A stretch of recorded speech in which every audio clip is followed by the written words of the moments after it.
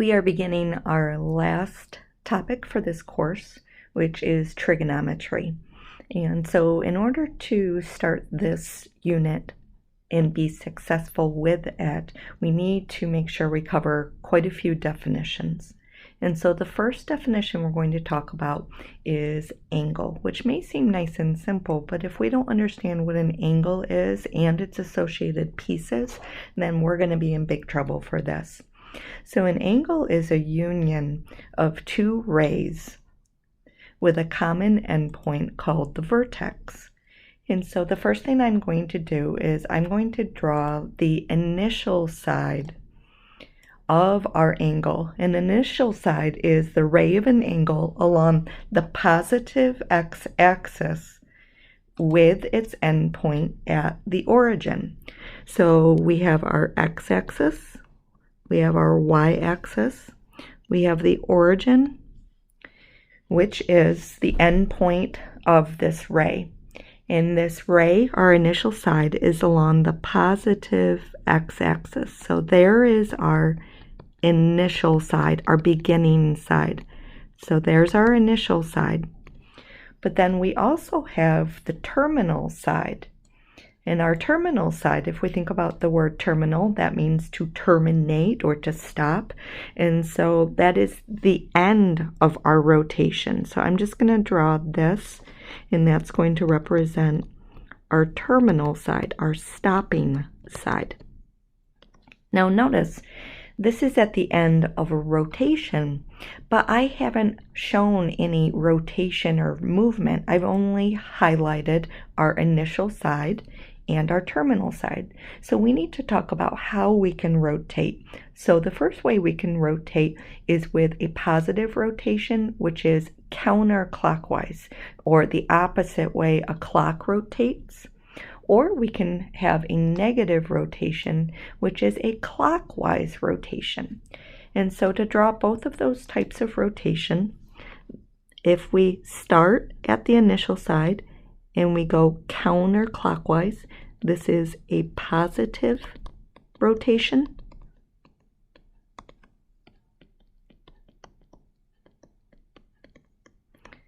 But if we were to still start at the initial side but go clockwise, this is a negative rotation.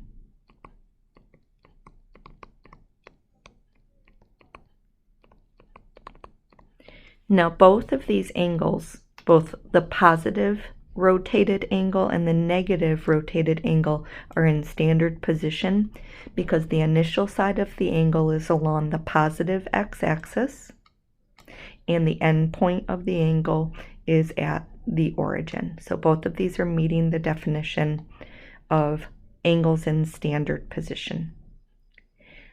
These angles are also what we call coterminal.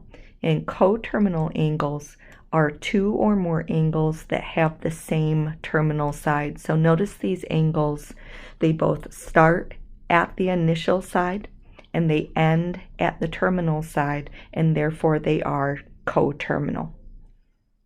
Now the formula for finding coterminal angles, given an angle theta, and I just noticed I wrote that as angle, or angel, pardon me. So angle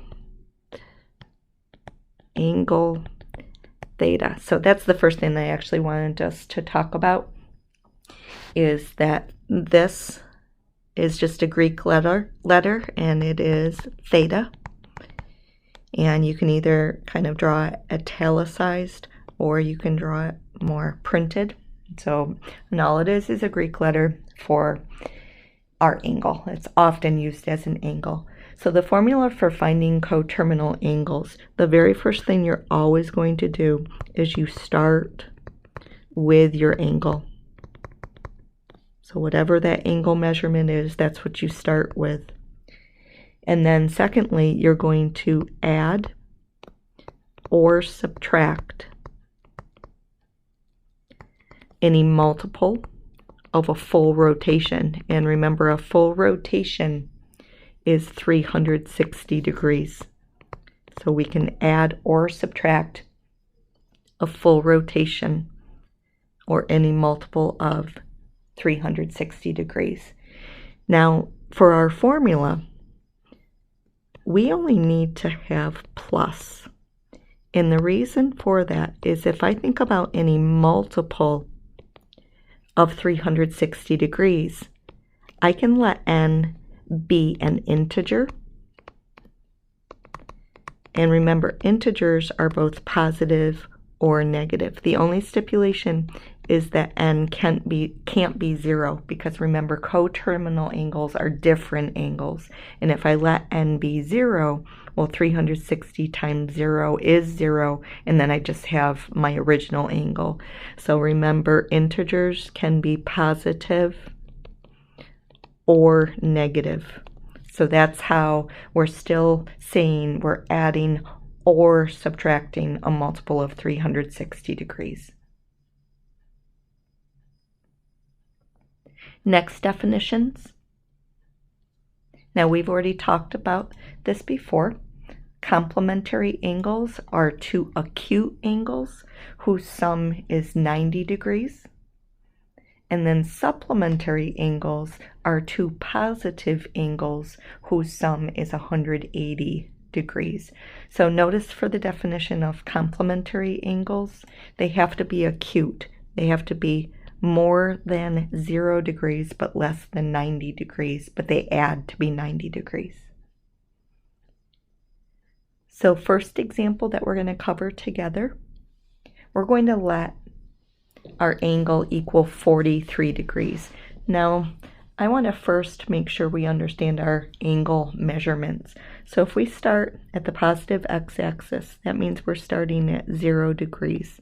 Now remember, a full rotation is 360 degrees, so if I make it all the way around, I've traveled 360 degrees.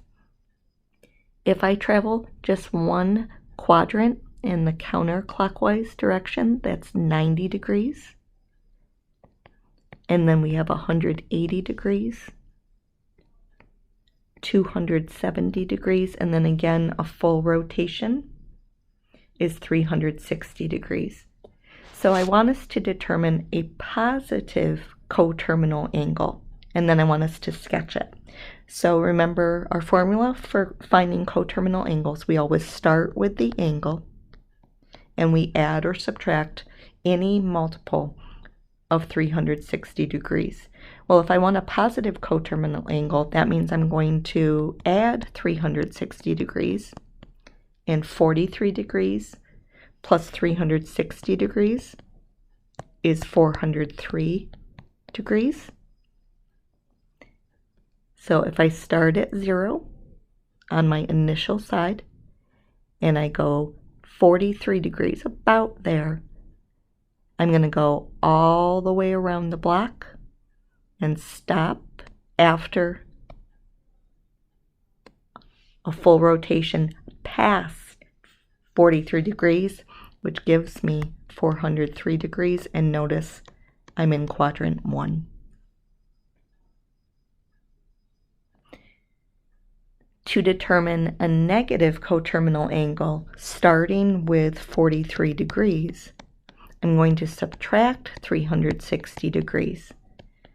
So 43 degrees minus 360 degrees, and I want you to do that.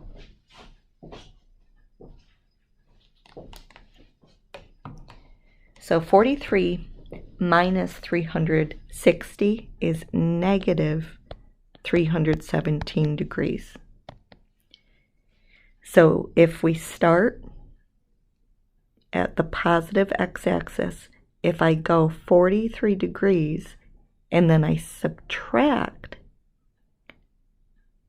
and go in the negative direction 360, this is where I land. And again, notice we're at quadrant 1. So I'm going to do that.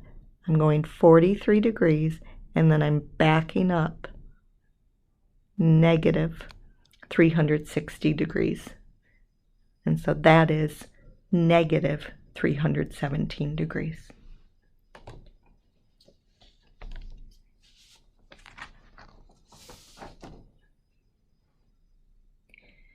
Your first question,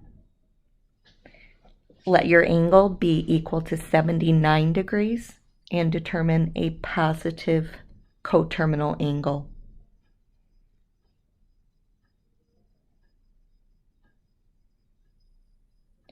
Second question, let your angle be 79 degrees and determine a negative coterminal angle.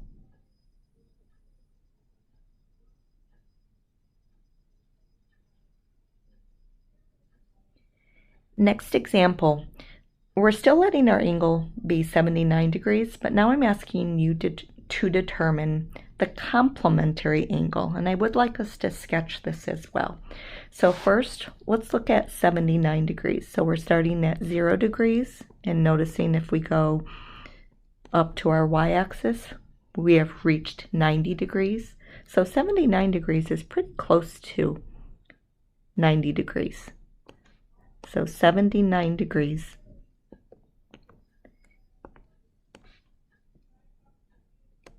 is our original angle. And so remember, the complement of this is the angle added to 79 degrees that gives us a total of 90 degrees. Well, isn't that this that I'm missing for that full quadrant rotation? And so in order to find that, we're going to start with 90 and subtract 79, which gives us 11 degrees. So it was 11 degrees short of reaching 90 degrees. And then the supplement goes all the way to 180 degrees. So 180 degrees minus 79 degrees gives us 101 degrees. And so 79 and 11 are complementary angles. 79 and 101 are supplementary angles.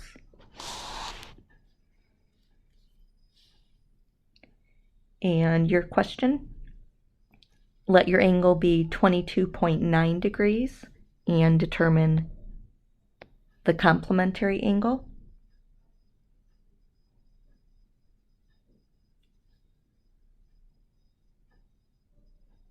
And fourth question, let your angle be 123.7 degrees and determine the supplementary angle.